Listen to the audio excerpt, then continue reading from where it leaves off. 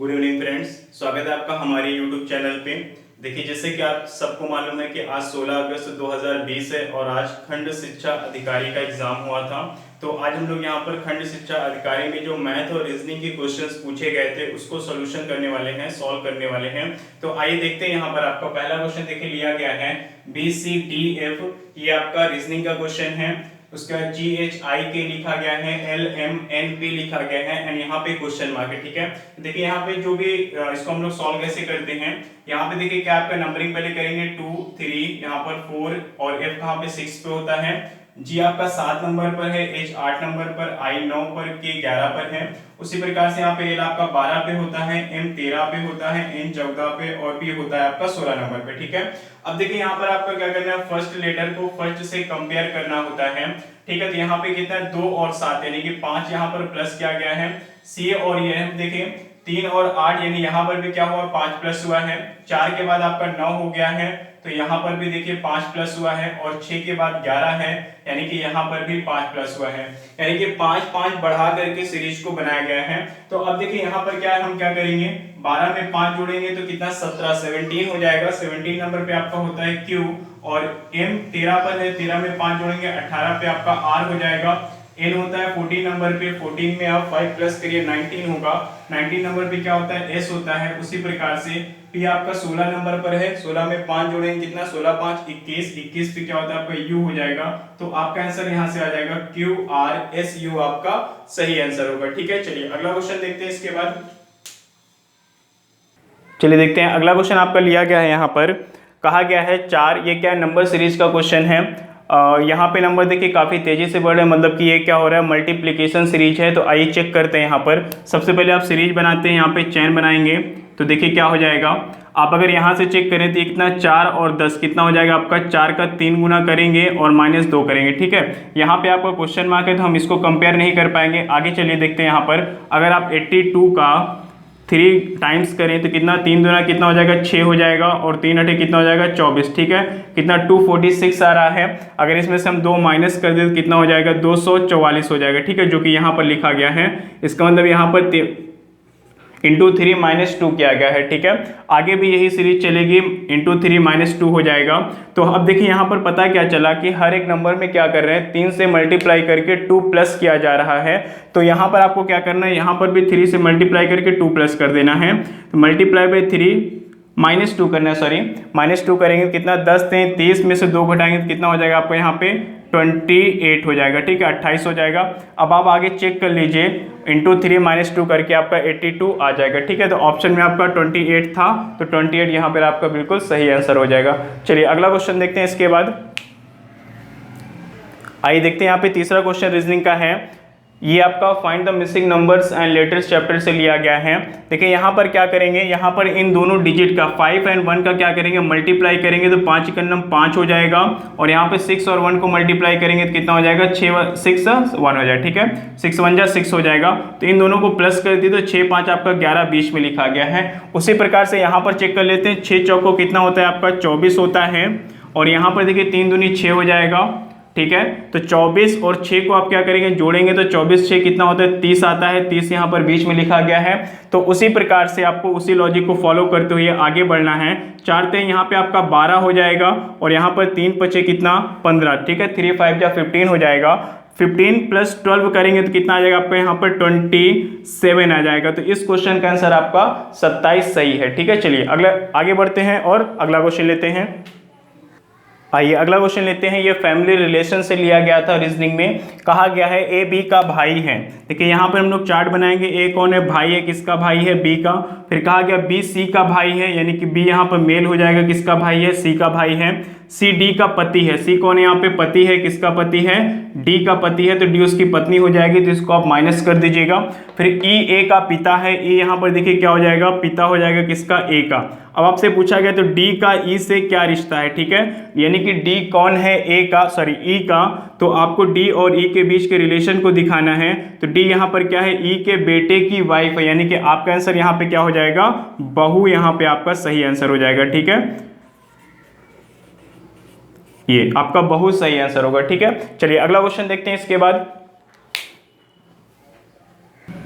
आइए अगला क्वेश्चन देखिए, यहाँ पर आपका रीजनिंग से लिया गया था। कहा गया है दिसंबर का कोड आपका ये लिखा गया है, तो आपसे पूछा गया था कि कौन से महीने का कोड आपका ये होगा। ठीक है, देखिए यहाँ पर क्या होगा, दिसंबर में क्या है, लास्ट के जो दो अक्षर हैं ई आर को यहाँ पर लिखा गया है, और सेकेंड लास्ट का जो दो अक्षर है एम बी उसको यहाँ पर तीसरे और चौथे स्थान पर रखा गया, फिर सी ई को यहाँ पर रखा गया है। उसी प्रकार से जो फर्स्ट आपका दो अक्षर है डी और ई इसको सबसे लास्ट में लिखा गया है। ठीक है, तो हमें यहाँ पर अक्सर क्या होता है, ये चीज़ दे करके आपसे ये पूछा जाता है, पर यहाँ पर ये दिया गया है और महीने का नाम आपसे पूछा गया है। ठीक है, तो देखिए यहाँ पर इसको क्या करेंगे, ई आर को हम लोग यहाँ पर लिखेंगे, तो ई आर, एम बी आपका उसके बाद आ जाएगा यहाँ पे एम बी, एंड यहाँ पे वी ई हो जाएगा VE, और यहाँ पे NO होगा। ठीक है, तो कौन से महीने का ये नाम बन जाएगा, NOVEMBER, नवंबर आपका यहाँ पर सही आंसर हो जाएगा। ठीक है, चलिए अगला क्वेश्चन लेते हैं इसके बाद।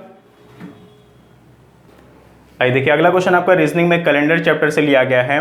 कहा गया यदि 1980 को भारत का गणतंत्र दिवस, ठीक है, देखिए यहाँ पर गणतंत्र दिवस कहा गया है, अक्सर बच्चे इसी में कंफ्यूज हो जाते हैं। स्वतंत्रता दिवस और गणतंत्र दिवस क्या है, स्वतंत्रता दिवस आपका 15 अगस्त होता है और गणतंत्र दिवस का मतलब होता है 26 जनवरी। ठीक है, 26 जनवरी शनिवार को पड़ता है 1980 में। ठीक है, तो आपका क्वेश्चन यहाँ पे ये बनेगा कि 26 जनवरी 1980 किस दिन पड़ता है, सैटरडे को पड़ता है। ठीक है, शनिवार को पड़ता है, यहाँ पे कहा गया है। आगे बोला गया है एक्स का जन्मदिन 3 मार्च 1980 को हुआ है। एक्स एक कोई व्यक्ति है वहाँ पर, उसका जन्मदिन 3 मार्च 1980 को होता है। ठीक है, 1980 को होता है। तो आगे आपसे बोला गया है कि y एक्स से 4 दिन बड़ा है, तो y का जन्मदिन किस दिन हुआ है। ठीक है, अब देखिए सबसे पहले हम यहाँ पे ये देखेंगे कि 3 मार्च 1980 को कौन सा दिन था, तो जनवरी से लेकर के मार्च तक की बात हुई है, जनवरी प्लस फरवरी प्लस मार्च। ठीक है, जनवरी में देखिए कितना 26 दिन है, टोटल आपके 31 होते हैं, 31 में से 26 माइनस करेंगे कितना आएगा, 5 आएगा। और रही बात फरवरी की, तो फरवरी क्या होता है, 28 के होते हैं, लेकिन चूंकि ये आपका लीप ईयर है तो 29 दिन हो जाएगा यहाँ पे 29, और मार्च का कितना है 3 है। ठीक है, टोटल कर लीजिए 29 और 5 कितना हो जाएगा आपका यहाँ पे 34 और 3 37, 37 को 7 से डिवाइड करके जब आप रिमाइंडर निकाले तो कितना आएगा, 7 × 6 = 35, 2 रिमाइंडर आएगा। तो आप क्या करेंगे, सैटरडे में 2 प्लस कर दीजिए, तो यहाँ पर क्या हो जाएगा, संडे मंडे हो जाएगा ये। ठीक है, मंडे को किसका जन्मदिन हुआ था, एक्स का जन्मदिन हुआ था, ये आपका एक्स का जन्मदिन हुआ था। यहाँ पे आपसे पूछा गया वाई का जन्मदिन किस दिन हुआ है। ठीक है, वाई का जन्मदिन 4 दिन पहले हुआ है। ठीक है, 4 दिन बड़ा है, बड़ा कब होगा, जब उसका पहले जन्मदिन हुआ होगा। तो 4 दिन चूंकि बड़ा है तो आपको मंडे में से 4 दिन माइनस कर देना है। तो यहाँ पर आपका ये मंडे है, 1 दिन माइनस करेंगे तो संडे आएगा, उसके पहले आपका सैटरडे होगा, फिर फ्राइडे होगा, और यहाँ पे आपका हो जाएगा थर्सडे। तो 4 दिन माइनस करने पे क्या आता है, थर्सडे आता है, यानी वाई का जन्मदिन किस दिन हुआ था, थर्सडे पे हुआ था। तो आपका यहाँ पे सेकेंड ऑप्शन बिल्कुल सही हो जाएगा। आइए अगला क्वेश्चन देखिए, यहाँ पर आपका मैथ में डिस्टेंस से पूछा गया था। कहा गया है 2 रेलगाड़ियां एक ही दिशा में 90 किलोमीटर पर आवर एवं 70 किलोमीटर पर आवर की गति से चल रही थी। तेज चलने वाली रेलगाड़ी ने धीमी गति वाली रेलगाड़ी में खड़े व्यक्ति को 18 सेकंड में पार करती है। तो तेज गति वाली रेलगाड़ी की लंबाई आपको यहाँ पे याद करना है। तो अगर हम लंबाई को स्मॉल l मान लें, देखिए यहाँ पर क्या हो जाएगा, सबसे पहले हम सापेक्ष चाल निकालेंगे, क्योंकि दोनों रेलगाड़ियां क्या हैं, एक ही दिशा में जा रही हैं। तो सापेक्ष चाल को हम क्या करते हैं, माइनस करते हैं। तो यहाँ पर क्या हो जाएगा आपका 90 - 70, तो ये आ जाएगा 20 किलोमीटर पर आवर। ठीक है, इसको हम क्या करेंगे, मीटर पर सेकंड में बनाने के लिए क्या करते हैं, 20 में 5/18 से मल्टीप्लाई करते हैं। तो क्या हो जाएगा आप यहाँ पे 20 × 5 = 100 हो जाएगा, 100/18। ठीक है, यानी कि चाल आपकी क्या आ जाएगी, 100/18 आ जाएगी। और समय देखिए यहाँ पे दिया गया था 18 सेकेंड, तो हम यहाँ अब क्या करेंगे, समय गुणे क्या हो जाता है चाल, 100/18। ठीक है, 18 से 18 कैंसिल कर दीजिए, तो 100 मीटर आपका यहाँ पे रेल की लंबाई आ जाएगी। सेकेंड ऑप्शन यहाँ पे आपका बिल्कुल सही हो जाएगा। आइए अगला क्वेश्चन देखिए, यहाँ पर आपका प्रॉफिट एंड लॉस चैप्टर से लिया गया है। कहा गया है किसी वस्तु को बिक्री मूल्य के 3/4 पर बेचने पर विक्रेता को 10% की हानि हुई है। यदि उसे मूल बिक्री मूल्य पर बेचा जाता तो लाभ या हानि का प्रतिशत होगा। ठीक है, देखिए यहाँ पर क्या, चलिए मान लेते हैं कोई ऐसी संख्या मानेंगे जो कि 3/4, यानी कि 3/4 में क्या है आपका हर 4 है, तो इसको क्या हो जाएगा, आप यहाँ पे मान लीजिए 1200 रुपये। ठीक है, क्योंकि 4 से वो कैंसिल होना चाहिए, हम लोग इसको डायरेक्ट ट्रिक से सॉल्व कर रहे हैं। तो अब देखिए क्या, इसका 3/4 अगर हम निकालें तो कितना हो जाएगा, 3/4 आपका हो जाएगा 900 रुपये, ठीक है। तो 900 रुपये में बेचने पर कहा गया है कि 10% की हानि हो रही है, तो उसका क्रय मूल्य क्या होगा, ठीक है। तो अगर 900 रुपये में बेचने पर आपका 10% की हानि हो रही है तो सीपी कितना हो जाएगा आपका 1000 रुपये, यहाँ पर आपका सीपी हो जाएगा, ठीक है। तो अगर 1000 रुपये यहाँ पर सीपी है, ठीक है, और उसको कहा गया है कि मूल बिक्री मूल्य पर बेचा जाए, ठीक है, उसके ओरिजिनल वैल्यू पर बेचा जाए, तो लाभ प्रतिशत या हानि प्रतिशत क्या होगा। तो ओरिजिनल वैल्यू हमने उसकी क्या मानी है, 1200 रुपये मानी थी। अगर 1000 रुपये किसी वस्तु का क्रय मूल्य है और 1200 रुपये उसका विक्रय मूल्य है, तो आपको यहाँ पे प्रॉफिट परसेंट निकालना है। तो क्या करेंगे, यहाँ पे होता है लाभ बटे क्रय मूल्य गुणे 100 होता है, ठीक है। तो देखिए यहाँ पे 00 से 00 कैंसिल होगा, ये 0 से ये कैंसिल हो जाएगा, बचेगा क्या 20, यानी कि आपको 20% का प्रॉफिट हो जाएगा। तो यहाँ पर आपका लास्ट ऑप्शन बिल्कुल सही हो जाएगा, 20% प्रॉफिट। आइए देखते हैं अगला क्वेश्चन आपका यहाँ पे चक्रवृद्धि ब्याज से लिया गया है। कहा गया यदि मूलधन में 5% प्रतिवर्ष की दर से दूसरे वर्ष में ₹420 चक्रवृद्धि ब्याज प्राप्त होता है तो मूलधन ज्ञात कीजिए, ठीक है। देखिए यहाँ पर ध्यान दीजिएगा, दूसरे वर्ष का कहा गया है, ना कि 2 वर्ष का कहा गया है, ठीक है। तो आपको यहाँ पे मूलधन निकालना है, चक्रवृद्धि ब्याज बराबर हो जाएगा ₹420 इज इक्वल टू, यहाँ पर आपको क्या करना है, दूसरे वर्ष का है तो दूसरे वर्ष में यानी कि 2 वर्ष के चक्रवृद्धि ब्याज में से 1 वर्ष का चक्रवृद्धि ब्याज घटाना है यहाँ पर। तो देखिए क्या हो जाएगा, यहाँ पर हो जाएगा आपका 1 + r/100 की पावर 2, ठीक है। ये 2 वर्ष के लिए हो जाएगा -1, माइनस करेंगे यहाँ पर p, और यहाँ पे क्या हो जाएगा आपका 1 + r/100 की पावर कितना 1 - 1, ठीक है। अब देखिए यहाँ पर क्या है, p तो आपका p ही रहेगा, p निकालना है। यहाँ पर क्या हो जाएगा 1 + r की वैल्यू क्या है, यहाँ पे 5% दिया गया है, तो यहाँ पर 5% रख लीजिए, स्क्वायर करेंगे -1 हो जाएगा। और यहाँ पे देखिए क्या है p 1 + 5/100 की पावर 1 की ये हो जाएगा, ठीक है। अब देखिए इसको सॉल्व करने पे क्या हो जाएगा, यहाँ पे p होगा 5 से आप इसको डिवाइड करेंगे, 20 टाइम्स में कैंसिल होगा, 20 से करना 20 1 21/20, 21 के स्क्वायर कितना हो 441 में से 4 आप माइनस करेंगे तो कितना हो जाएगा 41/400, ठीक है। p को हम यहाँ पे लिख लेते हैं, यानी कि 41p डिवाइड बाई 400 आएगा, माइनस यहाँ से कितना आ जाएगा 20 टाइम्स में कैंसिल होगा, तो 21 या 20 21/20, ठीक है। तो आपका हो जाएगा यानी कि p/20, इधर क्या लिखा हुआ है 420 लिखा गया यहाँ पे, ठीक है। अब देखिए यहाँ पर क्या हो जाएगा, एलसीएम हम लेंगे तो 400 होगा, हर को हम बराबर कर लेते हैं 20 से मल्टीप्लाई करके, तो 400 आपका यहाँ पर एलसीएम हो जाएगा। और 41 में से आपका यहाँ पे 20p माइनस करेंगे तो कितना आएगा 21p आएगा, और यहाँ पे रहेगा आपका 420, ठीक है। तो 21 दूना कितना 42 हो जाएगा। तो अब यहाँ पे देखिए p की वैल्यू कितनी आ जाएगी, 20 × 400, तो 20 × 400 इज इक्वल टू कितना हो जाएगा आपका 800, यहाँ पे बिल्कुल सही आंसर हो जाएगा, ठीक है। आइए देखिए अगला क्वेश्चन आपका यहाँ पर कहा गया है कि एक बढ़ई 6 घंटे में एक कुर्सी बनाता है और जो दूसरा बढ़ई है 7 घंटे में एक कुर्सी बना लेता है, तीसरा बढ़ई आपके 8 घंटे में एक कुर्सी बनाता है, और प्रत्येक बढ़ई प्रतिदिन कितने 8 घंटे तक काम करते हैं, तो आपसे कहा गया है कि 21 दिनों में कितनी कुर्सियां बनकर तैयार हो जाएंगे, ठीक है। देखिए सबसे पहले हम लोग यहाँ पे क्या करेंगे, 21 दिन को घंटे में बदलेंगे, क्योंकि प्रतिदिन 8 घंटे काम होता है, तो यहाँ पे हम 8 से मल्टीप्लाई करेंगे, ये पहले व्यक्ति के लिए हो जाएगा जो कि 6 घंटे में एक कुर्सी बना लेता था, ठीक है। दूसरा व्यक्ति देखिए कितना हो जाएगा 21 × 8 अपॉन कितना हो जाएगा, ये 7 घंटे में एक कुर्सी बनाता है।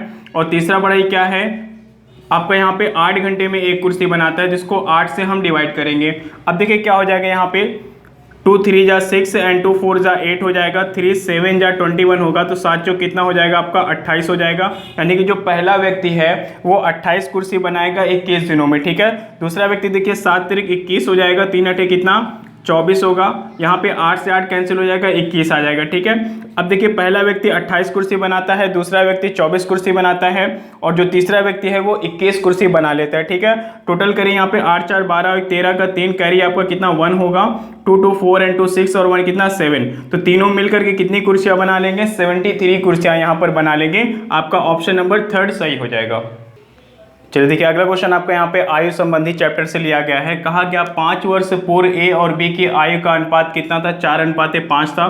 देखिए यहाँ पर दो व्यक्ति हैं ए और बी, ठीक है, इनका अनुपात क्या है? 4:5 है। और यदि ए की वर्तमान आयु 29 ईयर है, देखिए अगर वर्तमान आयु 29 वर्ष है तो आपसे कहा गया था 5 वर्ष से पूर्व, तो 29 में से 5 माइनस कर दीजिए, यानी कि 5 साल पहले वो कितने वर्ष का था? 24 वर्ष का था, ठीक है। तो ए 5 वर्ष पहले क्या था? 24 वर्ष का था, जहां पे 4 का अनुपात क्या है? 24 के बराबर है।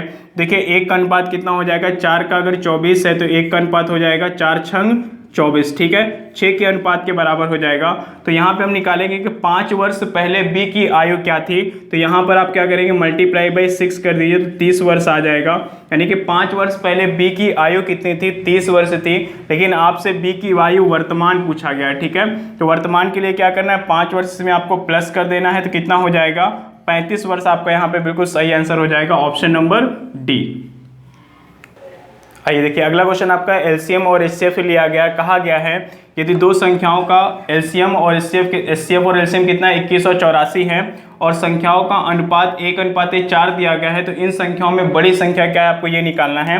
अब देखिए मान लेते हैं यहाँ पे पहली संख्या है और ये आपकी दूसरी संख्या, ठीक है। अनुपात दिया गया 1:4, ठीक है। तो x और इसको हम क्या मानेंगे? 4x मान लेंगे, ठीक है। अब देखिए यहाँ पर दूसरी चीज क्या है, आपसे बोला गया है कि एचसीएफ कितना है? 21 है और एलसीएम कितना है? 84 है। अब आपको देखिए यहाँ पर करना क्या है, अगर हम इसको ऑप्शन से सॉल्व करें तो 4 का अनुपात, अगर हम पहला ऑप्शन चेक करें यहाँ पर, तो 4 का ऑप्शन क्या हो जाएगा? यहाँ पे 108, ठीक है। तो 4 का अनुपात कितना है? 108 के बराबर है। तो 1 का अनुपात कितना हो जाएगा? देखिए यहाँ पे 4x बराबर 108, तो x बराबर कितना हो जाएगा? 4 दूना 8, 4 7 28, ठीक है, 27 आएगा। तो 1 में मल्टीप्लाई करेंगे तो हो जाएगा 27। यानी यहाँ से क्या निकल करके आया कि पहली संख्या क्या है? 27 है और दूसरी संख्या 108 है। तो 27 और 108 का जो मासा है वो 21 तो हो नहीं पाएगा, यानी कि हमारा जो पहला ऑप्शन है वो गलत है, ठीक है। आइए दूसरा ऑप्शन चेक करते हैं। यहाँ पे 84 रखते हैं। तो अगर हम यहाँ पर 84 रखें, ठीक है, बड़ी संख्या 84 अगर हम रखें यहाँ पर, तो 4 का अनुपात क्या? 84 के बराबर है।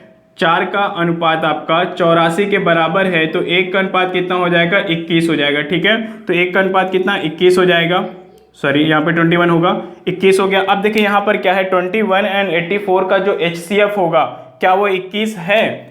21 आपको चेक करना है, 21 होना चाहिए। तो 21 चौको 84, यानी आप इसको लिख सकते हैं 21 को 21 गुणे 1 और 84 को लिखेंगे यहाँ पे 21 गुणे 4, ठीक है। तो यहाँ पर देखिए क्या हो जाएगा? दोनों में क्या कॉमन है? 21 कॉमन है, यानी कि इसका मासा क्या हो जाएगा? 21 होगा। इसलिए आपका आंसर यहाँ पे हो जाएगा, बड़ी संख्या कितनी हो जाएगी? 84 हो जाएगी। चलिए आइए अगला क्वेश्चन देखते हैं। यहाँ पर कहा गया x का मान आपको दिया गया है। यहाँ पर x का मान बोला गया है 2 + 2/1/3 + 2/2/3, ठीक है। और आपसे कहा गया है कि इस समीकरण की वैल्यू निकालिए। तो सबसे पहले हम क्या करते हैं? x के मान को सॉल्व करते हैं। तो यहाँ पे देखिए क्या हो जाएगा? 2 + 3 2 = 6 और 1 कितना? 7/3 + 3 2 = 6 और 2 कितना हो जाएगा? 8/3 हो जाएगा, ठीक है। अब देखिए इसका जो एलसीएम होगा वो 3 हो जाएगा। तो यहाँ पे अंश और हर को आप बराबर कर लीजिए 3 से मल्टीप्लाई करके, तो ऊपर कितना आएगा आपका? 6 हो जाएगा, यहाँ पर 7 और यहाँ पर कितना? 8 हो जाएगा, ठीक है। तो 7 6 13 और 8 कितना? 21/3 बराबर कितना? 7, यानी x का मान कितना आया? 7 आया हुआ है। अब हम इसको क्या करेंगे? यहाँ पर रखेंगे। तो यहाँ पे क्या है? x³ है, तो 7 का क्यूब आप करिएगा तो हो जाएगा 343 हो जाएगा, -6 इंटू x का स्क्वायर कितना होता है? 49 प्लस यहाँ पे क्या हो जाएगा? 6 इंटू x यानी कि 7 हो जाएगा। अब देखिए ये क्या है आपका? 343 है, माइनस कर दीजिए, गुणा करेंगे यहाँ पे 6 9 का 54, 5 आपका कैरी हो जाएगा, 6 चौको 24 और 5 कितना हो जाएगा? 29 हो जाएगा, प्लस यहाँ पे 7 छंग कितना? 42। अब 343 में आप 42 को प्लस कर दीजिए तो 3 2 कितना हो जाएगा? 5 हो जाएगा, 4 4 आपका यहाँ पे 8 और ये 3 माइनस कितना हो जाएगा? यहाँ पे 294 हो जाएगा, ठीक है। चलिए अब देखिए यहाँ पर क्या करना है आपको? इसको माइनस कर लेना है। तो 5 में से 4 माइनस करेंगे तो 1 आएगा, 18 में से 9 जाएगा तो कितना हो जाएगा आपका? 9 होगा, और 2 में से 2 निकालेंगे 0, यानी आपका आंसर कितना आ रहा है? यहाँ पे 91 आ रहा है। लेकिन ऑप्शन में देखिए क्या है? 2 1 4 3, यही 4 ऑप्शन यहाँ पे दिए गए थे और चारों ऑप्शन आपके क्या है? गलत है। इसका जो सही आंसर है क्वेश्चन के हिसाब से वो आपका 91 होना चाहिए, ठीक है। आइए अगला क्वेश्चन लेते हैं इसके बाद। चलिए देखिए, अगला क्वेश्चन आपको यहाँ पे एडवांस मैथ से लिया गया था, ज्योमेट्री चैप्टर है आपका। कहा गया है कि एक वृत्त की दो जीवा है ए बी और सी डी, ठीक है। ए बी और सी डी यहाँ पर दो जीवाएं हैं, वृत्त के बाह्य बिंदु P पर काटती हैं, यानी कि वृत्त के बाहर कोई बिंदु है P जहाँ पर दोनों मिलती हैं, काटती हैं। यदि PAC आपको 50 डिग्री दिया गया है तो आपको PDB पूछा गया, ठीक है। देखिए सबसे पहले हम यहाँ पे एक सर्कल बनाएंगे और इसकी दो जीवा है, पहली क्या है AB है, तो एक जीवा तो आपकी यहाँ पे हो जाएगी AB, ये आपकी जीवा है A एंड यहाँ पे हो जाएगा आपका B। दूसरी जीवा क्या है CD है, तो CD आपकी यहाँ पे आ जाएगी, ये आपके C हो जाएगा, और ये D है यहाँ पर, जो कि बिंदु कहाँ पर काटती है, कहा गया है कि बिंदु P पर काटती है, तो ये आपका P बिंदु हो जाएगा, ठीक है। अब देखिए कहा गया कि PAC आपका 50 डिग्री है, तो PAC यानी कि ये वाला जो ये एंगल आपका बनेगा, ये कितना है आपका 50 डिग्री है, ठीक है। ये आपका 50 डिग्री है हो, तो PDB आपको निकालना है, तो PDB आपको ये एंगल निकालना है, यहाँ से ये एंगल निकालना है, ठीक है, आपको ये एंगल निकालना है। अब देखिए यहाँ पर क्या होगा, आपका यहाँ पर ABCD एक चक्रीय चतुर्भुज बनेगा, और चक्रीय चतुर्भुज में आप जानते हैं कि आमने सामने के जो एंगल होते हैं वो क्या होते हैं, 180 के बराबर होते हैं, ठीक है। तो यहाँ पर देखिए क्या हो जाएगा, अगर ये आपका 50 है और दोनों का टोटल कितना है 180 है, तो वो 180 में से आप 50 माइनस करेंगे तो कितना आएगा 130 आ जाएगा, तो यहाँ पर आपका हो जाएगा एंगल 130, ठीक है। क्योंकि इस एंगल को निकालने के लिए हमें सबसे पहले इस एंगल को निकालना जरूरी था, तो ये आ गया आपका 130। अब आपकी रेखा CDP में देखिए क्या है, दो एंगल बनेंगे, एक ये और एक ये, और रेखा पर बना कोण क्या होता है 180 अंश के बराबर होता है, इसलिए यहाँ पे क्या होगा, आपको 180 में से 130 आपको 130 घटा देना है, तो कितना आ जाएगा आपका 50 डिग्री आएगा, तो यहाँ पर आपका आंसर हो जाएगा 50 डिग्री, ठीक है। तो आपका ऑप्शन यहाँ पे तीसरा ऑप्शन यहाँ पे बिल्कुल सही हो जाएगा, ठीक है। चलिए, आपका जितने भी क्वेश्चंस आपके पेपर में पूछे गए थे वो सारे मैंने सॉल्व करवा दिए गए हैं। उम्मीद करता हूं कि आपको ये वीडियो पसंद आई होगी। वीडियो कैसी लगी आप इसको कमेंट बॉक्स में जरूर बताएं और हमारे चैनल को जरूर सब्सक्राइब करें। Thank you.